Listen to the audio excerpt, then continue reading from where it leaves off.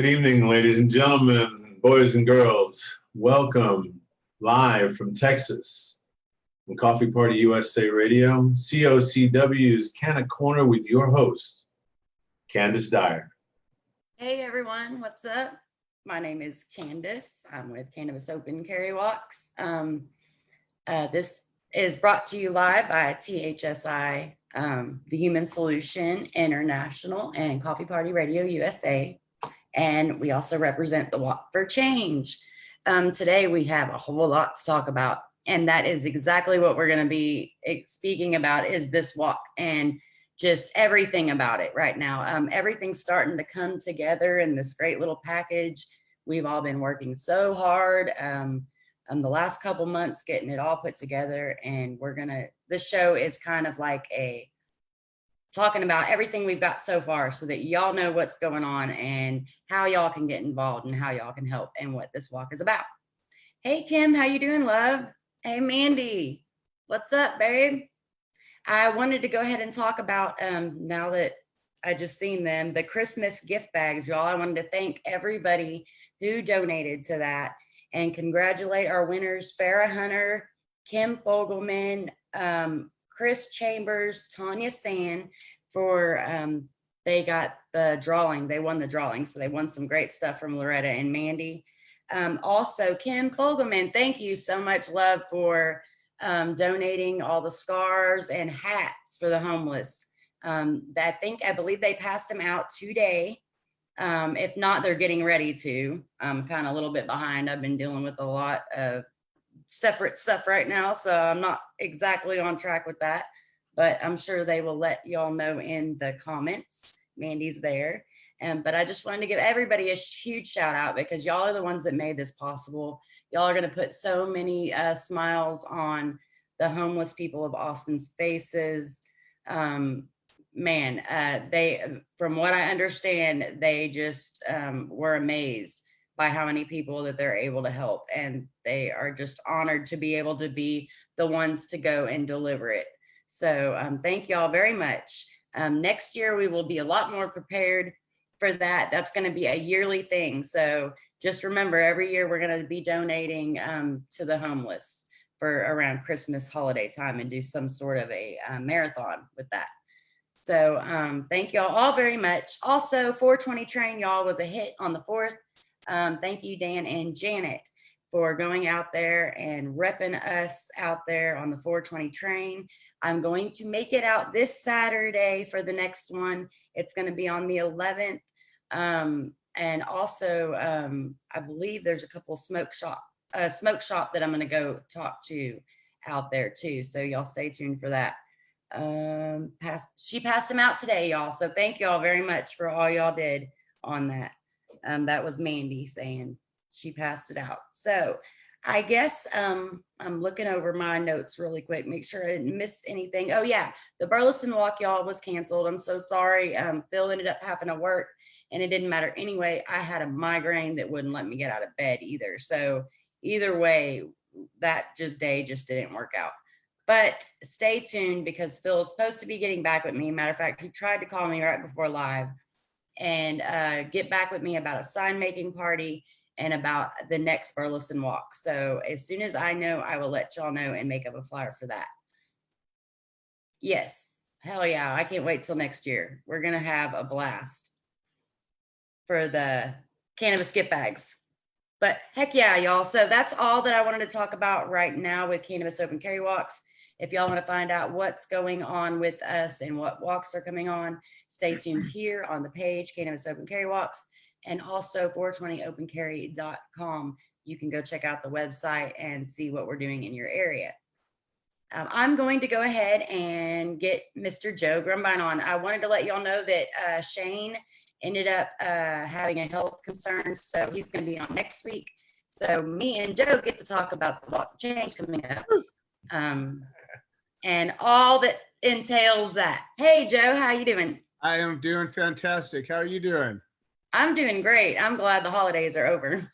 Yeah, I got a lot of work to do now. It's right.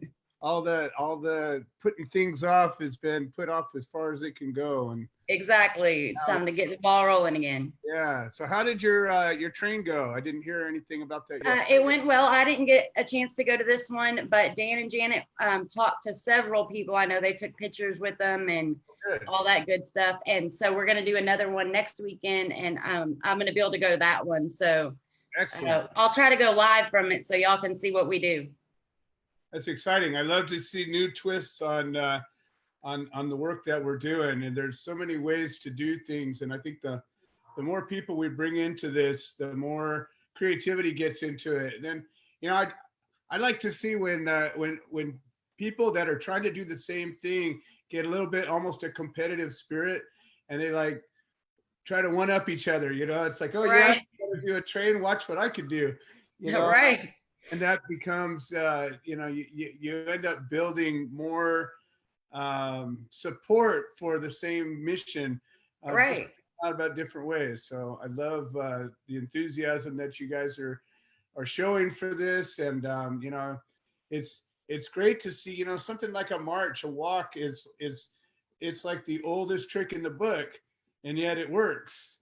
Right. And it's a great one, and it's fun, and it's good for you. And I mean, it's like one of the most wholesome, good things to do is get together and walk, right? Yeah, it helps keep my spirit up to get me to continue to do this. Going out there and talking to the people is what keeps me pushing on and doing the hard work it takes. Well, you know, and it's funny too, because and again, I don't want anybody to take this the wrong way. Well, actually, I really don't care if you do or don't. But there's so many people in this environment, in this virtual world that we all live in, you know, this Facebook world. Like, I have so many activists that I work with that I've never met in person. Like, you and I have never sat in the same room together, but we've spent many, many hours and worked on many projects together in a short period of time.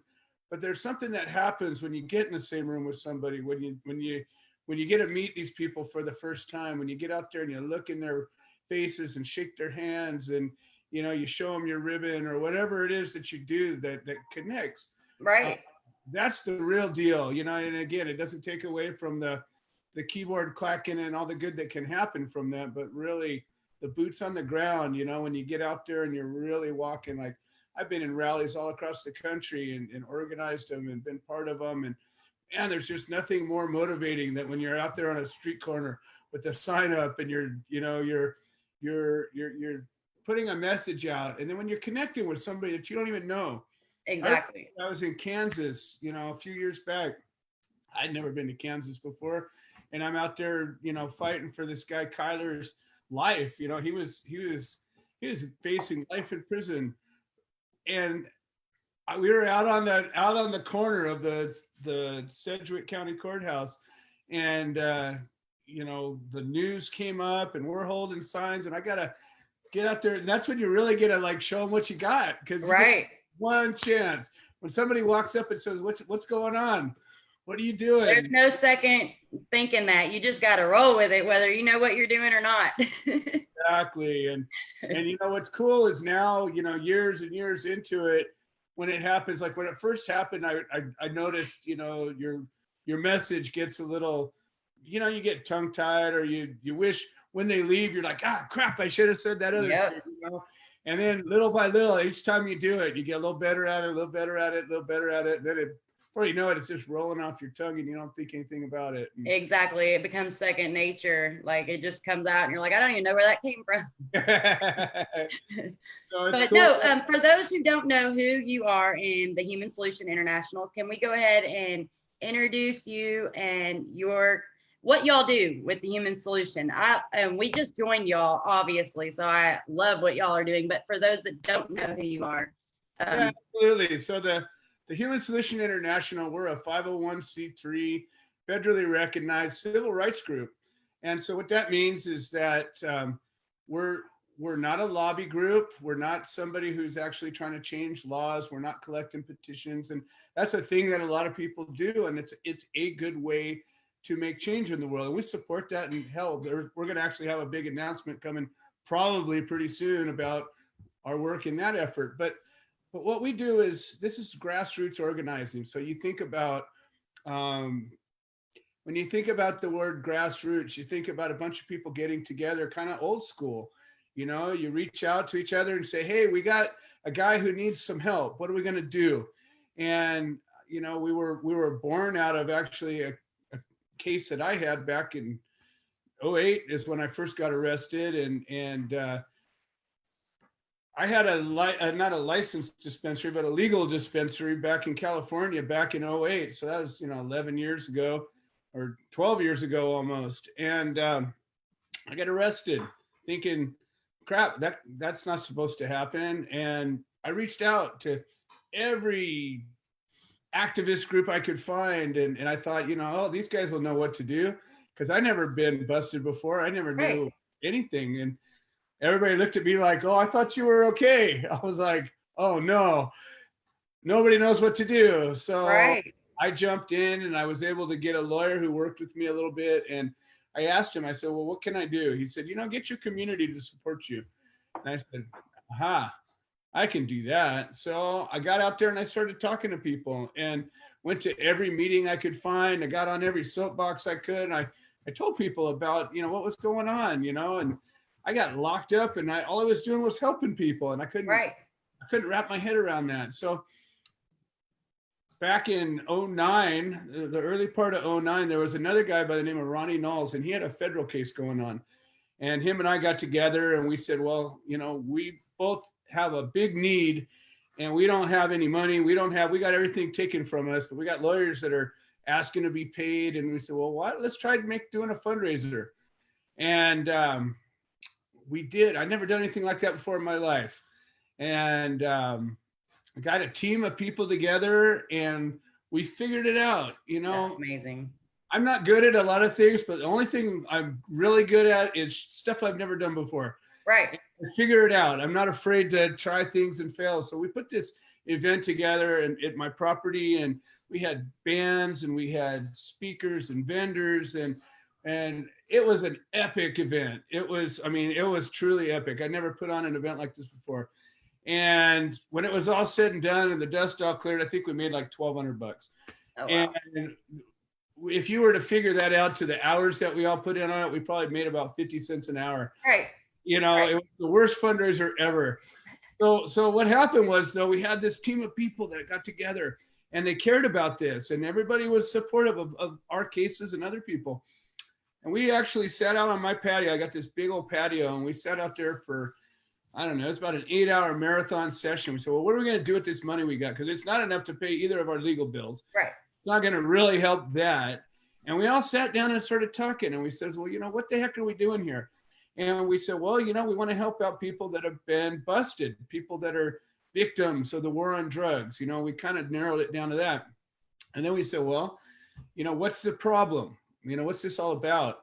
And prohibition, you know, came up. You know, we got this massive problem of prohibition. And, you know, a little history lesson, I'll tell you, it all came out of corporate greed, and it came out of people trying to control each other. Yep. And the tyranny and oppression that comes out of that. And then generation after, and fear and racism. I mean, it's all tied into prohibition and all the worst that humanity has to offer. And it all wraps up into busting people for growing a plant, which is the most ridiculous thing I ever heard. Exactly. And so we said to ourselves, you know, this is a niche. Clearly there's nobody doing this at the time, or at least that we could find.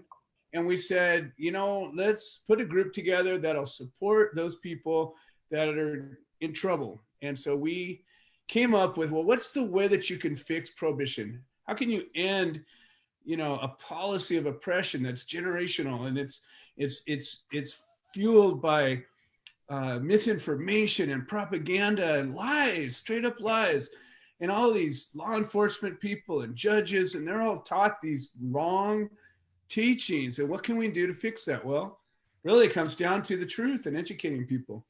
And so we decided that we're going to come up with a group, and we didn't have a name for it yet, that was going to work to end prohibition by educating and supporting the people that are affected, negatively affected by it. That's where it all started back, you know, in 2009. And ultimately, out of many meetings and trials and errors, we ended up coming up with the name, The Human Solution. We filed a nonprofit, and, you know, we got out there and started supporting each other. And what happened was the weirdest thing. You know, I had my case, and clearly I was focused on bringing people to come to my court to support it. But people started popping up out of the woodwork, and another guy, and another guy, and another guy, and another guy.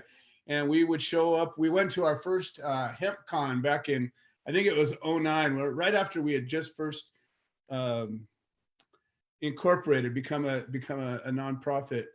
And we went to this event. It was the first one. You know, think of what it was like 10, 11 years ago, what these events were like, you know. Right. Oh, I bet. We still have trouble dreaming them now, I'm sure. It was a totally different world. But we were out there. We had no idea what we're doing. We got our first banner made. We had our first little brochures. We had, you know, we had already came up with our solidarity ribbons. So we had our first ribbons made way back when, you know, and we were out there handing out ribbons and getting people to get this message that, you know, we can work together to end prohibition. So it all came together through my case, and then a few other cases we started supporting. And my case drug on for like 6 years. Wow. And I got one case I beat, then they raided me and they charged me with, God, I don't know, 20 some felonies and locked me up. I don't know. They kept locking me up over and over again. And, wow. And the last time that I got locked up, when I got out, there was a guy up in Montana, and he was facing 99 years in federal prison. And he had a state licensed dispensary and grow in Montana. And they came after him, and the feds got him. And, you know, in Montana, everybody's got guns. And so they went after him with gun enhancements. And so because of these weapons that he had, and this guy was a military veteran, and he did everything right. There were interviews with state senators going through his greenhouses, and everything was right. But the feds came in and said, nope. And so he was about to be sentenced, and he had an advocate that reached out to me, like literally 2 days after I got out of jail, after I'd been in there for a couple of months. And I got out, I was all sick and weak and screwed up. And I was like, she says, well, can you come up to Montana? And I was like, all right, let's see what we can do. Well, at the time I had just hooked up with some people in Arizona, and they had this big old green bus that they called the Cannabis. And we started working together, and we actually had started our first chapter outside of the main organization in Arizona. So I called up Stacy and I says, hey, can you bring that bus over here? We need to get to Montana. And she says, I don't know, see what I can do. And next thing you know, the bus shows up at my house. Next thing you know, we're loading people up. And next thing you know, we're driving to Montana. And we called it the Journey for Justice. And this is now in 2013. So we fast forwarded a couple of years. Right. And it was on that trip that we literally, like, we had enough money donated, I think, for gas to get us there. But that was it. You know, we're all broke. It's just these bunch of traveling Woolberries out there trying to help. Right. And, but that was my first experience on social media. So I'm up there on social media and I'm clacking away going, hey, we're right here. Who wants to help? And people would meet us along the road, and they would, bring us pizza, and they would drop a couple of bucks in our little gas can thing. And somehow, some way we did it. Well, along the way, we stopped up and we met, or it was actually on the way back. We flew all the way up there, did the sentencing hearing, and it made a difference. He ended up getting 10 years, which I think ultimately he did 7 years. He got out a couple of years ago. And, but they were going after him for, like I said, 99 years. Right. And we packed the courthouse. We had a big rally and protest on the streets in Missoula, Montana in February. It was snowing outside. We're out there chanting and protesting, and we literally filled the courtroom so full that they had to have a second courtroom that was mic'd in with you know, video monitors, and you know, they didn't know what to do with us, but we were That's freaking awesome. we did it right. We were professionally Right. dressed. We showed up. We were respectful. Because you don't want to hurt their case. You want to help it. Yeah. You got to be respectful. Well, and that's just it. When you go into court, most people, hopefully you never have to go to court, or if you're going to help somebody else out. But what you realize when you get there is you are powerless in a place like that. You know, the judges are literally gods in their own domain, and they can put you in prison just by waving their finger. Yep. And they say, you're in contempt, you're out of here, you know, and that's it. You lose. And there's bailiffs all over the place, and everybody there could cause you grief, and nobody's there really to help you. Why it's so important to, when you are doing things like this, to do it peacefully, not cause more issues. Because, yeah, exactly. It's kind of tough because, you know, a lot of activists are, especially activists that are willing to get out there and get their hands dirty. We're screwed up, you know. We're a bunch of PTSD. Yeah, there's reasons we want it. Beat up people that are pissed off, you know, and we got something to say, and so it's hard to take all that and choke it down for a little while and say, well, you know what, I know what I feel like doing. Yeah. I know what I would really like to do, but you know what I'm going to do is I'm going to do the best thing here. And so we learned to channel it, and we learned to, you know, I always tell people, like when I was going through my trial, I mean, I was sitting on the witness stand or the defendant's seat for 18 days in my trial. And I had people that would come and they'd be really disruptive, and we'd send them outside and say, you know what, if you just can't hold it together, go outside and protest. Right. Go outside and yell and scream and chant and do all you want, but don't bring it in my courtroom, please. Right. Because you're not helping me. And so we learned it. We did really good up there, and we were noticed, and the defendant, or well, he was convicted at that time, so he was a convict now. But he noticed, and he was grateful, and it made a difference. So along the route back, so now we're going back down through Washington and through Oregon and through California. We literally planted the seeds of our first, 6 chapters. And we stopped along the way here and there and here and there and here and there, and did some, organizing, and, it was wild. It was a brutal experience being on a bus for 10 days. Oh, I bet. With people that ultimately we didn't get along great by the time it was all said and done. So by the time we were done, we were all like, let me out of here, but we held it together for the purpose of doing this. And that was kind of like the first real big, getting out there and outreach, and so that was kind of where it really began to take off. And then some of the people that we met along the way became engaged with the organization. The organization took off like a blossom, it just went from Southern California as where it all was, to a couple cases we were sort of helping out here and there, to all of a sudden a chapter. They started popping up like little weeds, and the next thing I know, we got chapters all across the country. We went from 1 to 45 chapters in like 2 years. And then we've got people, now we have some big cases. We had a big case in Michigan, and we had some real, powerhouse activists started coming together, and we started getting, media attention. We started getting, some serious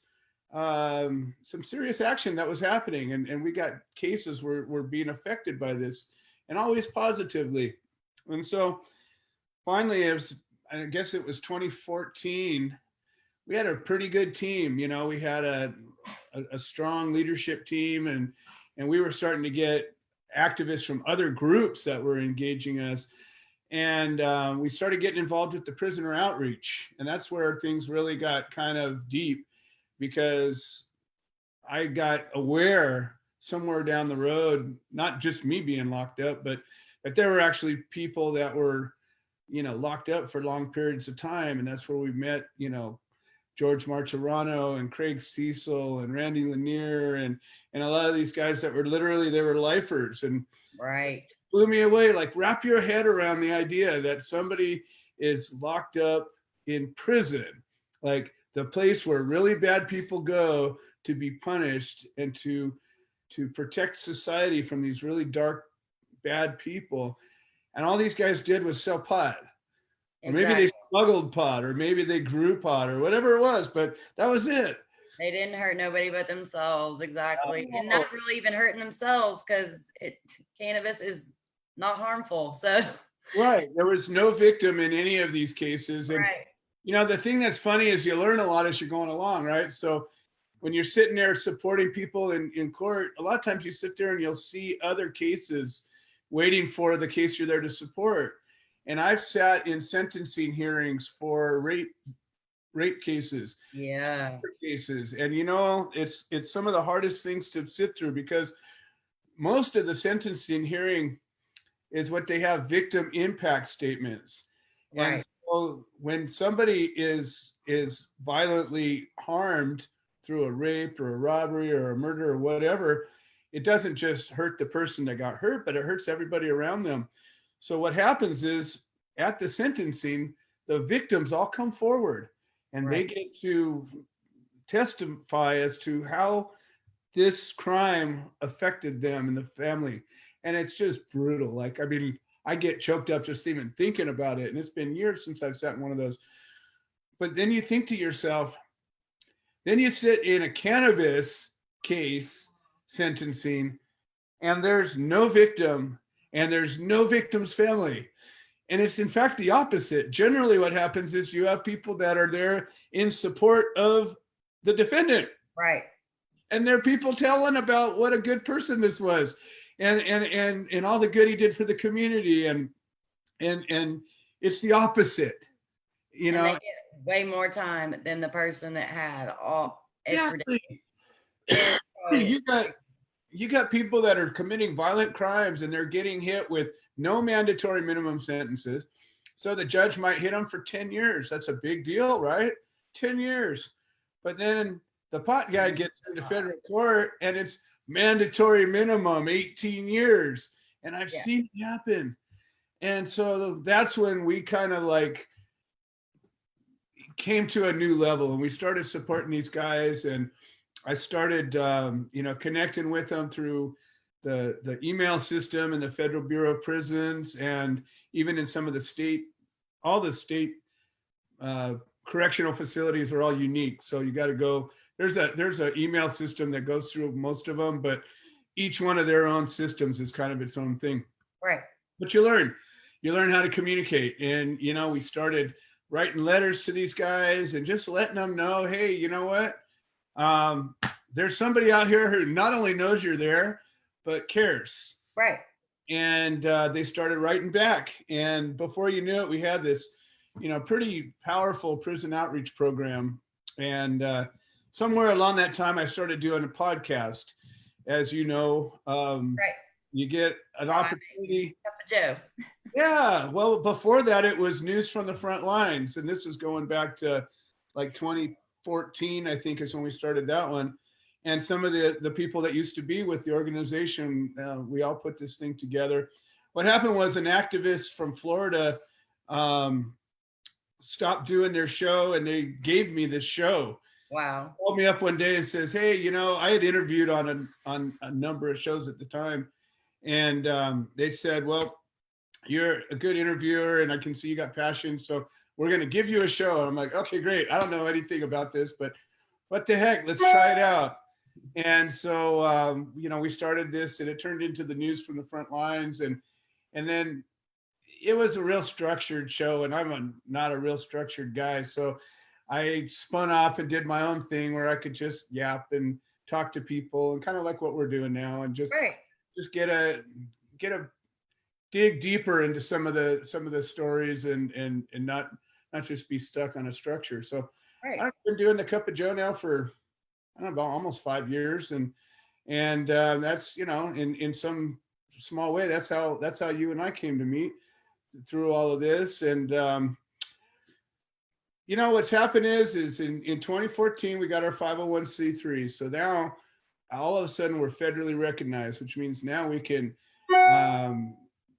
collect donations and give a tax write-off. And, we can do more things. And the whole time from the time we began, I always wanted to get outside past the cannabis people. And I'm a cannabis people, so it's not anything negative about that, Right. but it's like we already agree with each other. Exactly. We need to speak to the other people who don't agree. Yeah. Yeah, we need to reach them and get them to take us serious. And, I'm all about, I used to have long hair and I used to wear the tie-dyes all the time, and I still got some tie-dyes. But at one point I said, I gotta be able to blend in with these guys so that they'll listen to me. Right. And I need to be able to have a conversation with somebody who doesn't agree with me, or who might not realize that they do agree with me, but they're not going to listen to me if they think I'm an idiot. And so I changed some things about the way I present myself. And it was uncomfortable for a little while because, I'm a real laid back guy if you give me the opportunity, but I'll also step up and do what I need to be Right. to be heard. And so we've been working real hard through these podcasts and working with other groups and trying to break outside of just the pot thing. And that's where the Human Solution kind of opened our mission up. And we began to embrace veterans' rights. We had a number of cases that we were supporting. This one guy, Lewandowski, out of Oklahoma, was a Marine and was facing a long sentence in Oklahoma for a couple of plants. And it was one of those kind of, perfect storm stories. This guy was screwed up, PTSD, all kinds of medication from the VA, screwed up zombie, and then discovered cannabis. Fast forward a couple of months, he's off all of these horrible meds. He's doing great. He's repairing his relationship with his wife and his family, and everything is getting better. And then, bam, he's busted. Right. And so, we came in and started helping him out, and we went out to Oklahoma, met a bunch of, other activists out there that ultimately has sort of, we're building this network, building the community. Right. And so now we're fast forwarding up to probably 2018, 2019. Now that last year, we really started attracting some good people, and we started building a leadership team. And when people see capable people working hard on something that they believe in, you want to get in and help. And that's where you came in. Yes. We met you doing the same thing. You were working with your group and marching and supporting, doing court support, and we were showing up on the same meetings, and then one day you gave us the good news and you said, you know what, we want to light up and be a chapter. And finally we had a chapter in Texas, and that was like the greatest thing, because I've been trying to get a chapter in Texas for, I don't know, many years. We've had a case here and a case there, and it just never seemed to. I'm so honored to be able to work with y'all. Y'all are, you are exactly like what we everything that y'all, there's no reason that we shouldn't join together. Exactly. It's like we're all, everything y'all believe in, we so believe in, and we need to join together to get more done. That's it. And that's the key to it all right now. So now we're working on this new big project, and it's really starting to take shape. And now we're bringing in, more groups and more people and more of everything. And so all of the networks that come from bringing another group into this is so important. And, this Walk for Change is something that transcends all the stuff that we're doing. It's bigger than just cannabis prohibition. We live in a world now where we're potentially as powerful as we've ever been.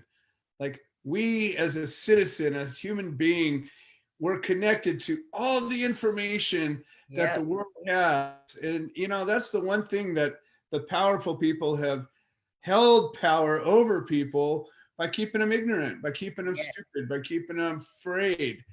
And all of a sudden they can't do that to us anymore. No, you can look up those lies and find out the truth for yourself. It just takes going and doing it. Well, and that's just it. And so as we're as we're learning how to empower ourselves, as we're learning the truth about things, you know, we're able to share that truth with more and more people. And the more people that get the truth, all of a sudden the atrocities of tyranny start to be really unpleasant.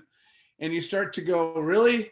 Like, I remember when, what was her name? Marilyn Green, I think. And she had gotten busted for a few plants and I think she was in Tennessee.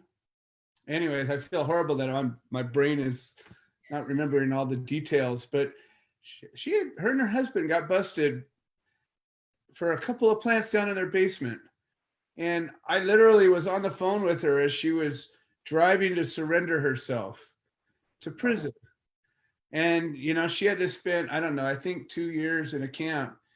And it was horrible, you know, and we kept in contact. And when, you know, when she got out, you know, we celebrated and she's got back to her life. But to watch these things happen, you know, my friend Aaron just got out of prison. He got sent in right about the same time that my case was just getting out of trial.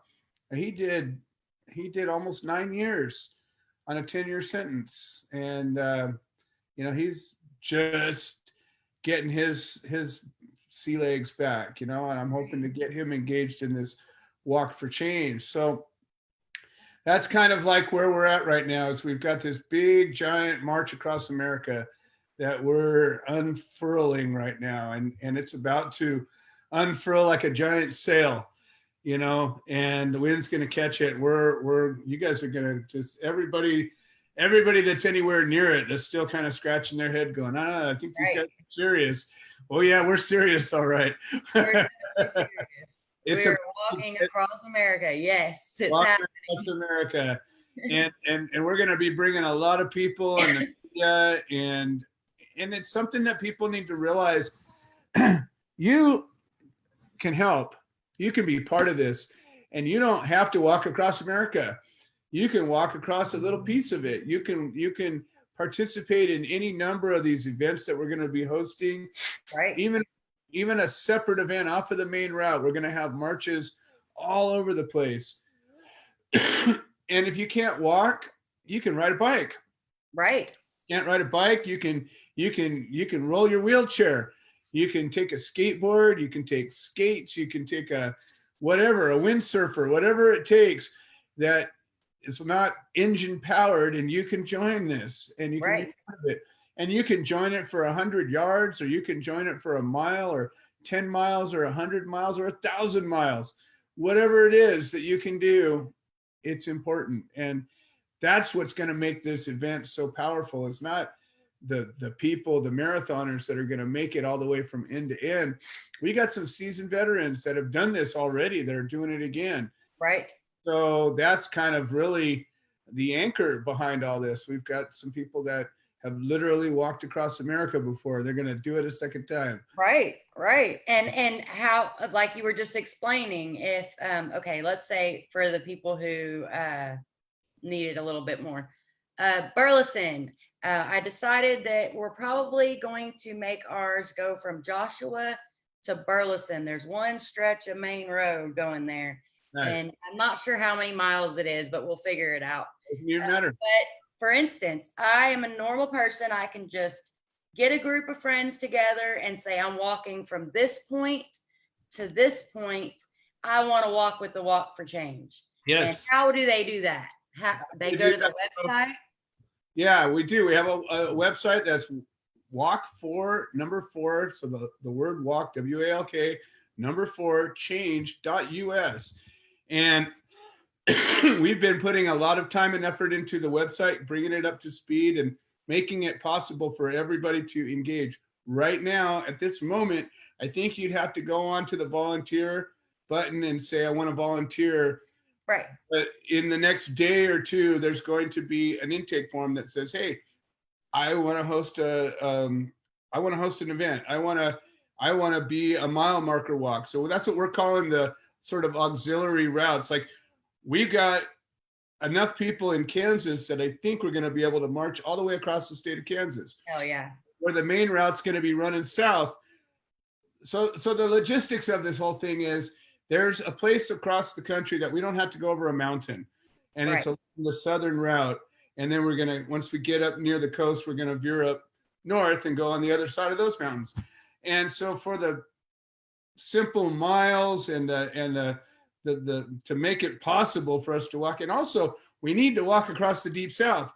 There are some major changes. If you've ever been to Mississippi, if you've ever been to Georgia, if you've ever been to some of these places, there's some major change that still needs to happen in some really basic ways. Like here in California, you wouldn't even think in a lot of places you go, it's the ultimate melting pot. You know, you go everywhere and there's everybody speaking every language, doing everything. And nobody cares. Everybody's pretty cool about it. But you go to some places in America and they're still very deeply divided Americas, and people don't treat each other the same. There's not equality like you would think. No, you're exactly right. I've been in a state that was like that. And so they grew up in those states their whole life, and they never really got outside of it. Right. And so they're still stuck in that old mind frame. You know, I know exactly what you're talking about.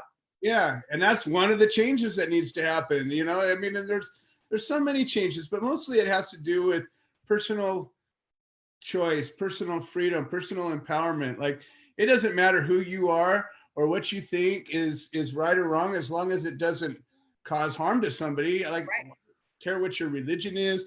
I don't care what your personal proclivities are. I don't care what you want to grow or put in your body. None of that affects me. Exactly. But you're a human being and you're born just like me. You breathe the same air, you eat the same food, you have the same kind of way of thinking. So there's no reason why we shouldn't have that same power wherever we go, no matter what we're doing. Exactly. And that's what it's about. This is about letting people understand that when we get together and we speak with the voice, and even if we're marching for different reasons, like I might be marching to end cannabis prohibition, and you might be marching for the right to clean water, you know, or you might be marching for Native American rights or whatever it is. It doesn't even matter. The change that you want to see, you have that right, and we should stand together joyfully to celebrate that.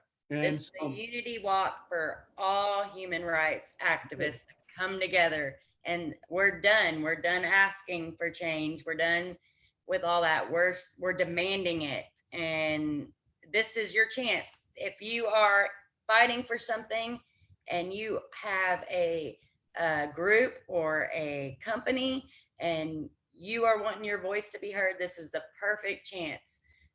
Everybody's getting together and telling them we're done asking, right?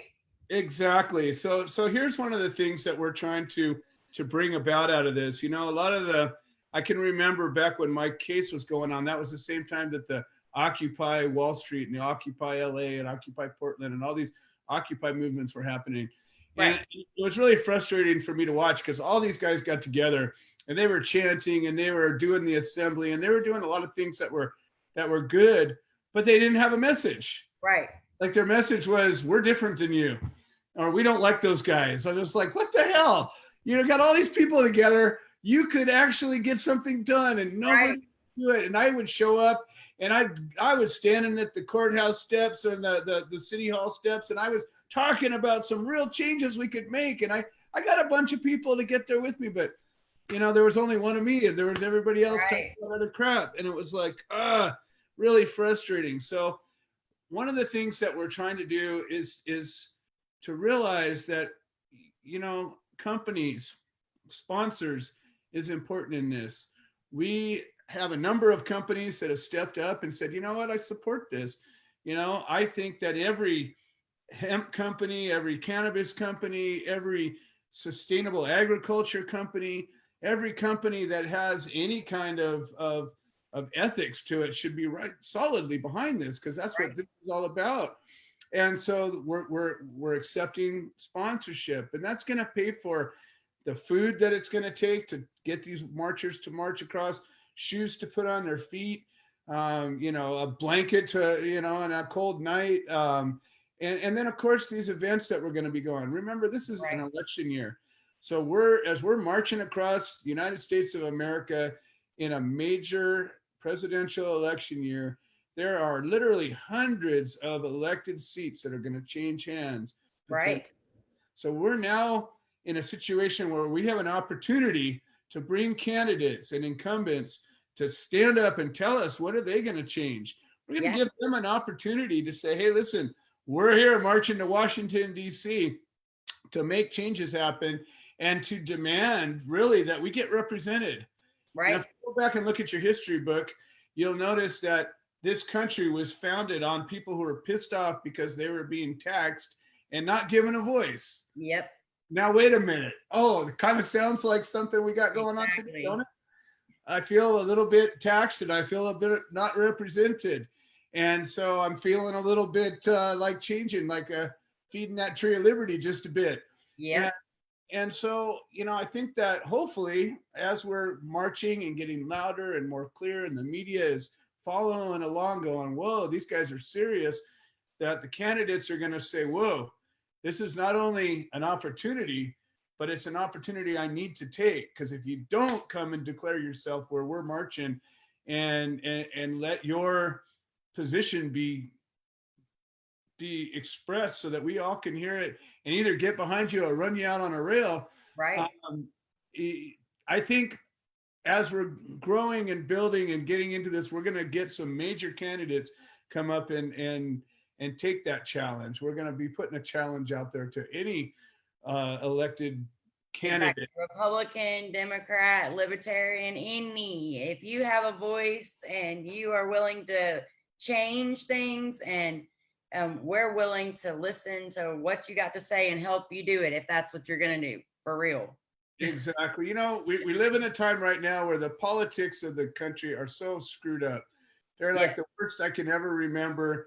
Maybe as bad as it was, 200 years ago when everything was really ugly. And we have political parties that so vehemently hate each other that they're acting like school children and going after each other rather than remembering their job, which is to actually represent the country and the people, right? And try to promote policies that support their constituents. Right. And I think that this walk, if we do this right, the way that we're planning it, it's going to bring all these people together. Because I know already personally that there are staunch Democrats and there are staunch Republicans and there are staunch libertarians and staunch independents that are all absolutely planning on being there and proudly being there to make the change that they see to be fit. Right. So there's not any reason that somebody would say, well, I'm not going to go because that person's marching for something I don't believe in. No, remember, we're marching for our power to make the change that we want to see. And it's okay if you want to change something different than we do. We have that right. We have that power. And if enough of us get together, then that's what gets to change. Yes, so, not everybody's going to agree 100% on everything, but we do agree that the shit that's going on right now, excuse my language, is not right. Exactly. And we need to fix it. So let's agree on that, get together and change things. Exactly. So we got one big push right now that I want to just lay out there. We have a big sponsorship opportunity, and that is for the launch of the walk. Yes. That hasn't been picked up yet. So this is an opportunity for one company to come up and say, hey, I want to be all over the launch of this walk. And in fact, it's still open to a launch point. We have 3 or 4 launch points. It's all going to be in Southern California, but we have 3 or 4 possible launch points that we're looking at right now. But it's really going to come down to the big sponsor that picks this up.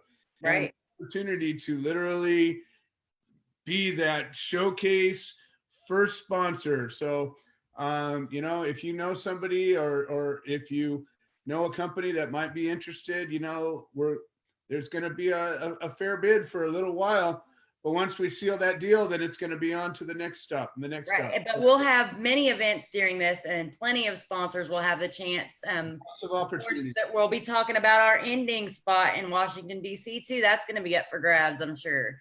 And yes, The end of this thing is kind of a really important thing that's coming together. And this is like a thing that really hit me a couple of weeks ago. And somebody said to me, so what are you going to do when you get there? Like, what are you going to do once you've arrived and you've got 100,000 people, 1 million people descend on Washington, D.C., then what?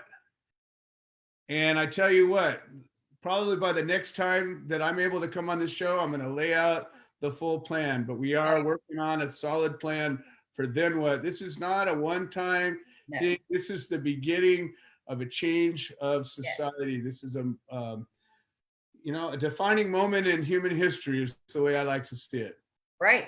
Let's talk about a little bit, since we're talking about sponsors. I know we got some shirts coming in. Yes. And they have the sponsors we have so far on the back of them. So when you order your next order, the next sponsors that come in will be on the back of those?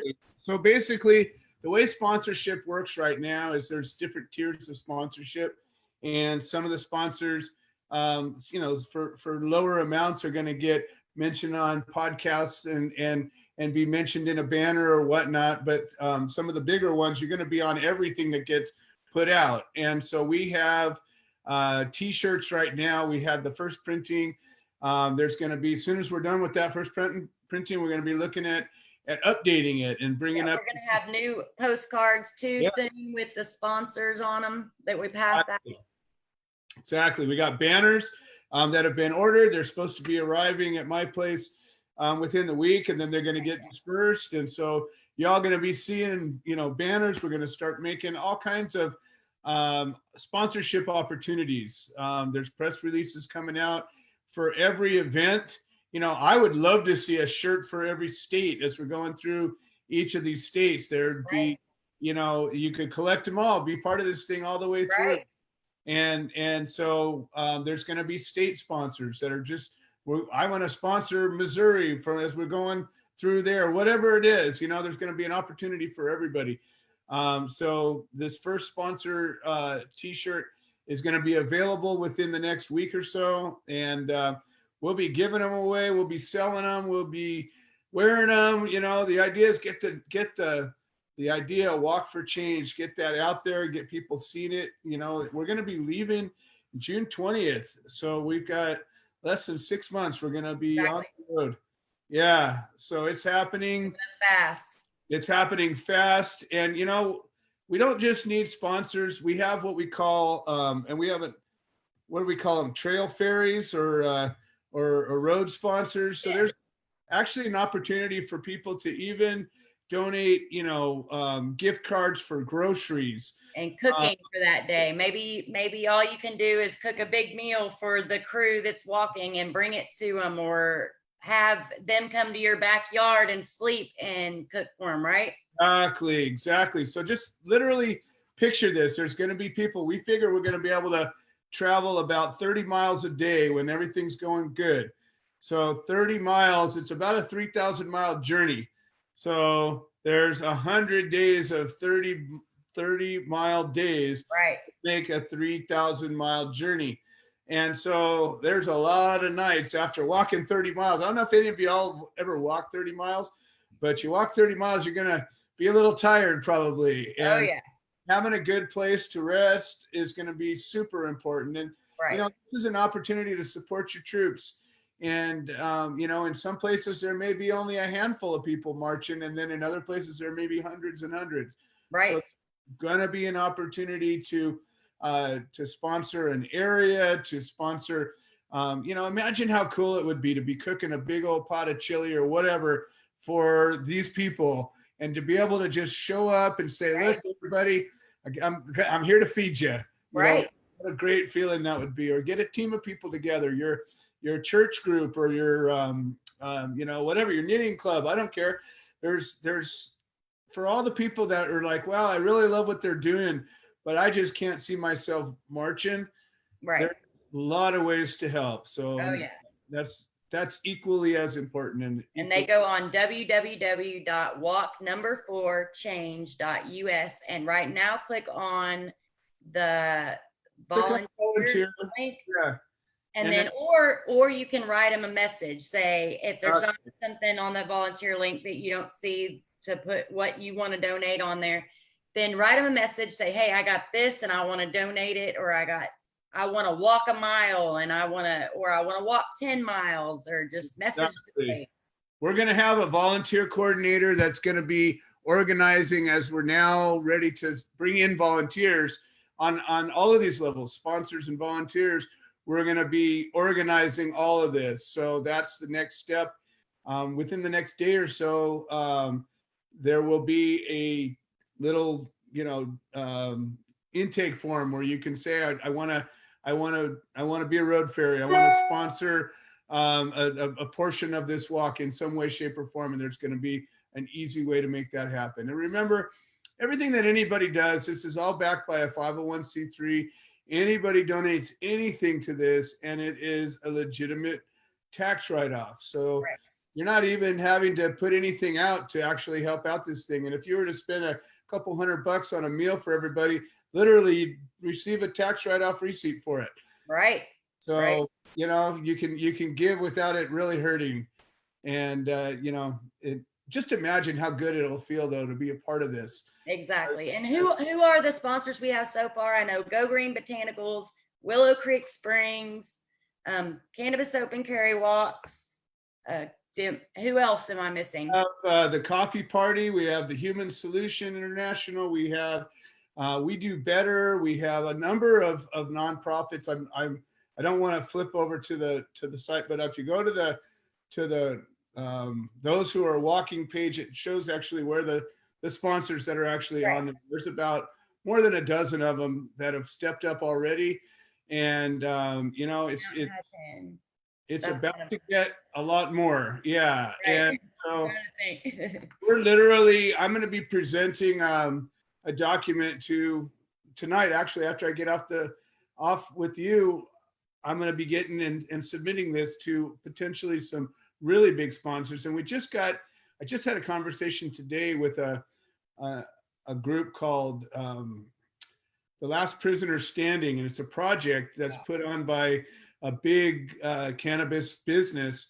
And some major players are involved, and some real financing is involved. And have pledged to help out a couple of the prisoners that we're working with and trying to help. And I've got kind of some tacit approval right now that they're open to supporting this event as well. And that could open up some giant doors, because they already have a big media machine that's already connected, and some money, some corporate sponsors that are industry people. And that's a whole other conversation we could have that could go an hour into the problem with the cannabis industry. But there are some cannabis businesses that are actually out there, not just trying to scoop dollars for themselves, but are actually trying to make a difference in the world. And I would really love this opportunity for them to be able to stand out, as to say, well, you think what you want about this, that, or the other thing, but some of these guys are actually doing the right thing for the right reasons. Right. So. Heck yeah. Well, I also wanted you're with the CBD business, right? Willow Creek Springs. If anybody, I am, yes. I wanted to give you a chance to tell people how they could look at your site on that and order from you. Yeah. So I'm actually a manufacturer, so I don't have a retail presence, but I do have reps all over the country. And my company is the same as I am. My family, my wife and I, and we care about what we're doing. And so our company is one of the prime sponsors of this event. We're going to be donating all the first aid supplies, in addition to the funds that we're putting into this. And we really believe, and it's not just to protect our business, because hey, if prohibition ended, guess what? I wouldn't have to worry about, some yahoo coming along and giving me grief. But it's not just that. When you're in a business like this and you're helping people and you see the changes that happen, I watch every day. This has been 30 years I've been doing this, and I've watched people that were afraid, terrified of cannabis, and they got to some point in their life where they were willing to give it a try. And when you just see what happened, you know, the tears, so many tears I've seen Right. from people of just joy. They're going, I don't hurt. You know, they've gone from I'm racked with pain and I can't take these pain meds and it's Yeah. horrible. My life is horrible too. I don't hurt anymore. And they just are Exactly. weeping with joy. And I'm like, and why is this illegal? And Exactly. why are they locking us up? And, you know, so yeah, my company is definitely trying to make a change in the world. And that's, you know, we're going to be marching proudly. I've got a bunch of my team members, a bunch of my reps, a bunch of even my workers, my employees have stepped up and decided they want to volunteer with this That's walk awesome. change on their own. I mean, they're not being coerced into it, although I'm kind of loud about it, but I'm not making anybody do anything, you know. And Right. they just recently said, you know what, we want to do this. And I'm like, yeah, that's when you know you can be proud of what you're doing out there. Definitely. Definitely. And I'm willing to support any business that's willing to get out there and actually try to change things. The smaller businesses, like I know we got a business, thestashbox.com, man. They've always been right there with us. Everything we got going on, donating money, and they're donating for the chance to change the end prohibition. And Exactly. those kind of people we want to help as much as possible, that the ones that are getting out there and trying to make a change and a difference. Exactly. And, you know, just remember, everything that we do affects everything around us. And when you can find, you know, we're all a network, we're all connected to each other. And imagine, you know, what it's like. Imagine if the world that you lived in, everything you did somehow did good for the world. Like, what if where you bought your milk and you knew that that farm that made that milk, they cared. Yes. And they were trying to make the world better. What if the shoes you wore on your feet, you knew that company cared? Right. That's what we're putting together. We're putting together a giant network of people and companies, and you know, it can be sustainable. We can change the world in a way that can keep going, and we can all win. And that's what this is all about. It's a win, win, win, win, win, win, win. Well, I'm so excited. I'm ready. I'm pumped. And I know I got a meeting with a smoke shop on Saturday. And so I'm going to talk to them, and I'm bringing them some flyers for the Nice. Walk for Change and some of our flyers, and they're wanting to help. So Sweet. I'm going to talk to them about some ways that they can get involved. And yeah, so if any of you know me, I know a few companies out there. I'm not going to name any names, but if you are wanting to get involved in this, hit me up. I'll tell you what you can do and how you can help. Well, and you know, I'm also want to put a word out. If you know anybody who's connected to a radio station, a radio show, especially college radio stations where there's a lot of, I don't know, more free programming that might be receptive to Right. an interview with one of us. We've got a number of leaders in this organization that is the Walk for Change that would love to come on and do an interview and talk about this. So if you know anybody that has an opportunity that give us a platform to speak about this, you know, get a hold of Candis, get a hold of us, go on walk4change.us and let us know about it. And there's so many ways to help. That would be a great one. Heck yeah. Well, I think we explained the walk pretty good. Is there anything else that we haven't touched base on that you can think of? Well, you know, we have a lot of needs in the sense of not just resources and sponsors in this, but you know what I'm really looking for are people that have experience doing this kind of work. This is a mammoth project. And if we had somebody who has been part of a big organizing grassroots event, a march of any kind, especially a long one like this, get a hold of us. It'd be great to have your input in this. We've got some veterans as part of the team, and we've got a lot of heart, but you know, it's a big project, and it's going to be bigger and bigger and bigger. And it's a place that we've got room for some good people to be calling all leaders. Drivers. Yes, absolutely. This walk, calling all leaders. Hell yeah. Exactly. So that's about it, I think, at this moment. Cool deal, Joe. Well, thank you so much for coming on. I definitely want to get you on again to keep people updated about the walk. And I'll come on anytime that you need me on yours, of course, for sure. You bet. You bet. It's absolutely my pleasure. Had an amazing time. I think the show went great. I think people know now what the walk is about. Yes. And that was our goal. So Well, brace yourself. They're going to be rolling in here heck loud and long. So it's going to be great. I can't wait to be able to share the growth of this as we're starting to plot our course and get some of these events laid up and start putting dates up there. And right now looking to see where we're going to launch this from. It could come out of my property. It could come out of a local stadium. It could come out of downtown LA. We're just going to depend on who steps up and really wants to do this thing right. Awesome. Well, thank you so much for having me today. Thank you, Joe. You have a wonderful night. Okay, so that is it for tonight. Let me make sure that I ain't got anything else to go over. I think we've got it all. I wanted to thank Joe for coming on. I wanted to thank Bobby, the great and powerful Oz behind the scenes. He does a great job putting all this together.